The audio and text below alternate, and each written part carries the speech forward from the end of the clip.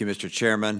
Thank you, Ranking Member, as well, for holding this hearing. I want to say thank you to the individuals that you serve with. Your service and their service is a great tribute to our nation and is critical to our national security and to our commitment to principles of human dignity.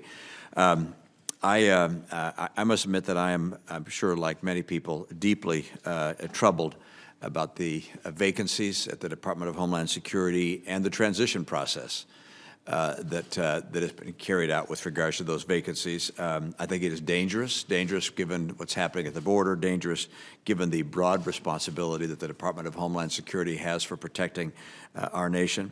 It is seriously troubling. Let me turn with something specific that relates to your testimony. If there were no fence, if there were no Border Patrol agents, if there were no ICE, and we just said, hey, anybody that wants to come to this country, come on in, my expectation is you would have tens of millions, if not hundreds of millions or more people who'd say, yeah, I'd rather live in the United States of America than somewhere else, and for many, many reasons. And we're certainly not suggesting that, but I do believe that we need to put in place processes and measures legislatively, as the chairman has indicated, but perhaps other ways as well, to make sure that we do secure our border and that we have systems that don't attract people here in such huge numbers. We have legislative fixes that need to come both short-term and long-term. And like Senator Portman, who described the importance of E-Verify, I would underscore, at least my personal view, that mandatory E-Verify for hiring in this country is essential if we're going to turn off the magnet that draws people into the country illegally. But the challenges that you've each described today have suggested to me that we do need to have a legislative fix, and I'm going to ask you not for data about something with which you have personally highly familiar, but instead with regards to legislation. What should we do? If you had the opportunity to counsel the entire Congress as to what action we should take to make sure that our border is more secure, that our children that are being separated are given better care, that we resolve this extraordinary challenge that we face, what legislative action do you think is action that we should be taking? And I'll let you each, whichever order you'd like to go in, respond to that question. I may have to leave before all your answers are given because of a vote that's underway that will be over in just a few minutes. But please, why don't we begin with you, Mr. Koresh.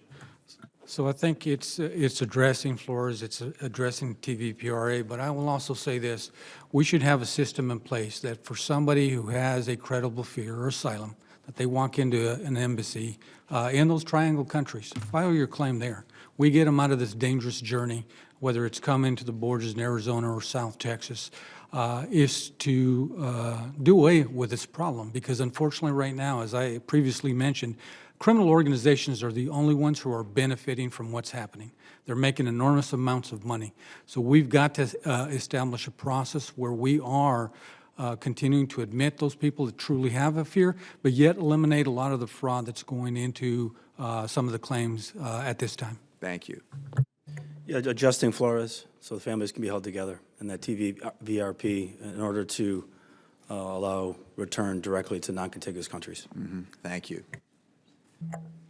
I would absolutely support the same as far as the Flores and the TVPRA. You know, immigration as a whole, from workers' permits all the way up to obtaining U.S. citizenship, is something the U.S. government needs to look at just because of the history of our immigration laws. But I think besides the legislative fix, we also absolutely need to have a secure border. I mean, there's no reason anything that crosses the border between ports of entry is illegal.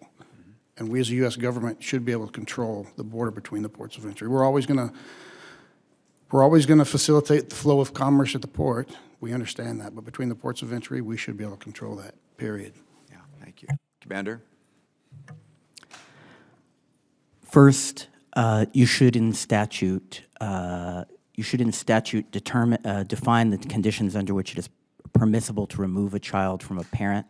And I would submit to you that that should only be for the safety of the child, or if the parent faces criminal charges other than misdemeanor 1325 entry. Second, parents need to have there needs to be a requirement that there be a process and documentation when children are separated from a parent, and parents need to have a right to appeal that.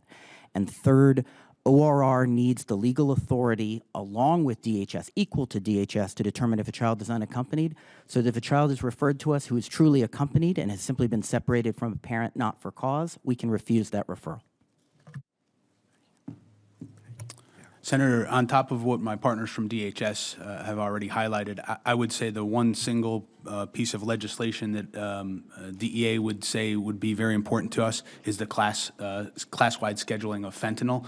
We emergency scheduled that fentanyl last year, and it expires in 2020, which could have a significant impact on not only DEA and our law enforcement partners in prosecuting those analogs where the chemical makeup of the fentanyl is changed slightly, but it will also affect the Department of Justice prosecuting of those cases and motions going forward if the fentanyl were to come out of scheduling, the emergency scheduling in 2020. Thank you. Mr. Chairman, I'm going to go vote. Senator,